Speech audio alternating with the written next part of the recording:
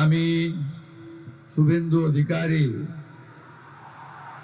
ঈশ্বরের নামে শপথ করিতেছি যে বিধি দ্বারা স্থাপিত ভারতের সংবিধানের প্রতি আমি অকৃত্রিম নিষ্ঠা ও আনুগত্য পোষণ করিব। আমি ভারতের সার্বভৌমত্ব ও অখণ্ডতা রক্ষা করিব।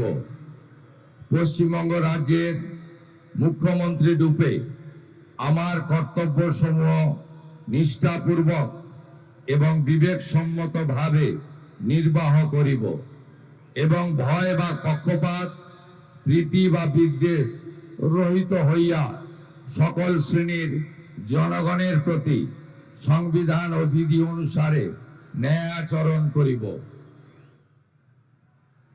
আমি শুভেন্দু অধিকারী ঈশ্বরের নামে শপথ করিতেছি যে পশ্চিমবঙ্গ রাজ্যের মুখ্যমন্ত্রী রূপে যে কোনো বিষয় যাহা আমার বিবেচনার জন্য আনিত হইবে বা আমি জ্ঞাত হইব, তাহা মুখ্যমন্ত্রী রূপে আমার কর্তব্যসমূহের যথাযথ নির্বাহের জন্য যেরূপ আবশ্যক হইতে পারে তদ্গতিকে আমি প্রত্যক্ষ বা পরোক্ষভাবে কোনো ব্যক্তি বা ব্যক্তিগণের নিকট জ্ঞাপন করিব না বা প্রকাশ করিব না।